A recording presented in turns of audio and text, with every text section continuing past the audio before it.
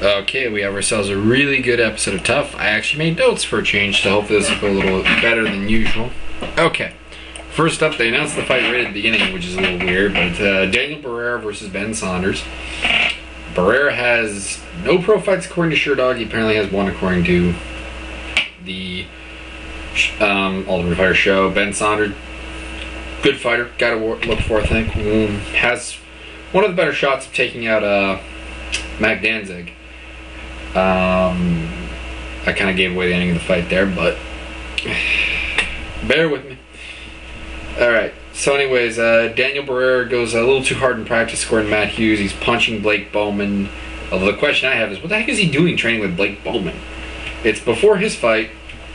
He should be fighting someone who simulates Ben Saunders a little better than, you know, Blake Bowman does.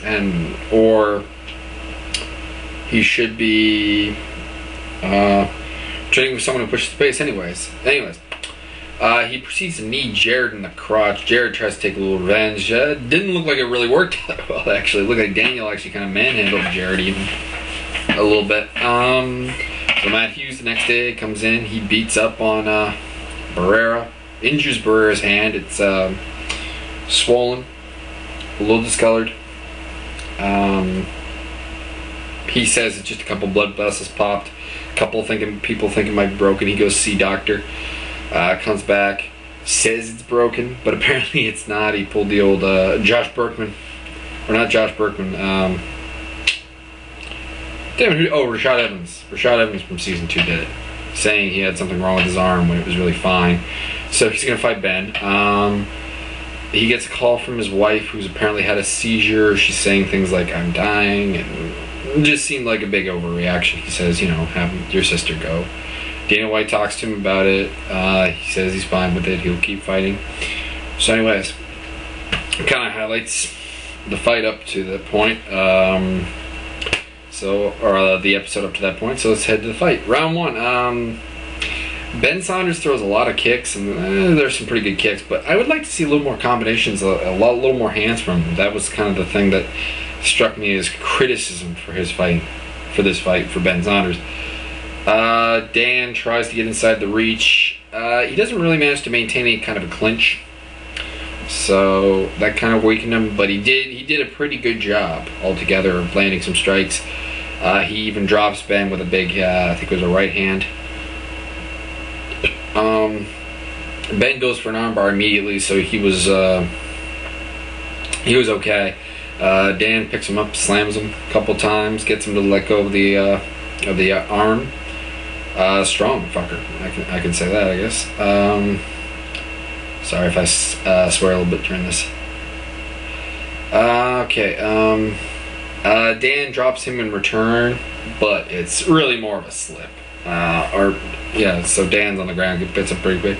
One thing I noticed is that when he knocked down Ben, and Ben was, you know, on his back, and I don't blame Ben, Barrera wasn't letting him up. Which is okay if you're trying to work for, you know, to pass the legs and get some shots in, or even kicking the legs, but he wasn't doing anything, and I thought Herb Dean really should have stood that up a lot quicker.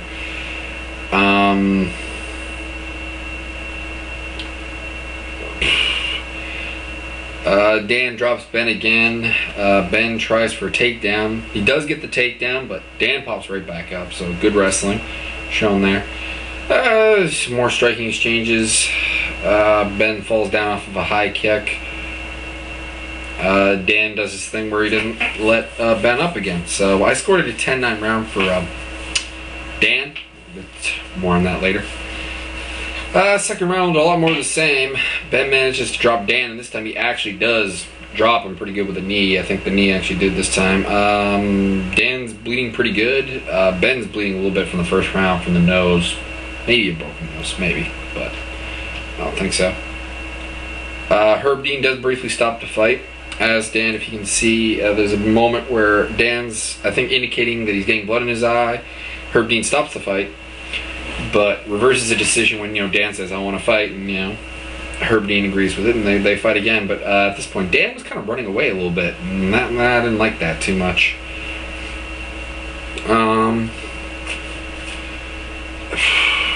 Not much more else to the round, really. I mean, other than Dan goes for a takedown. Doesn't quite get it, but he does drop Ben alone up. Ben goes for a takedown. Gives up on the takedown. Tries for a triangle choke. Or looked like a triangle choke anyways. He doesn't get it. I scored that round 10-9 for Ben. You know, I thought there should be a good round. Apparently 2 judges scored the first round 10-8 for Ben. Now a 10-9 I could see, but a 10-8. What the heck? Anyways, we got a majority decision for Ben, so I agreed with one judge, I guess. I got some more notes here. It's on Notepad on my computer. Dana comes into the locker rooms, gives his traditional, you know, best fight ever. It ranks up there, but I wouldn't call it the best yet. He does give them that $5K apiece, which is sweet, really. Hughes is very pissed with the lack of following a game plan. Yeah, I think he just doesn't like to lose, because I think Paul Gorchev actually followed the game plan, contrary to Hughes chewing them out. I mean, you got to decide to get the guy taken down, so I don't know, whatever. And I'm not sure what Barrera's game plan was, but it really should have been to stand, because every time they went to the ground, Ben actually almost locked him into submission. So that seems to be, he seems to actually have followed a good game plan. It's just Ben is a better striker than him. I think Ben's a better striker. Ben should, not sure, Ben should have had more combinations. Might have gotten the finish that way. Whatever. Just a bad matchup, I think, for Dan. On the next episode with Hughes chewing out Dan Barrera a little bit for not following the game plan.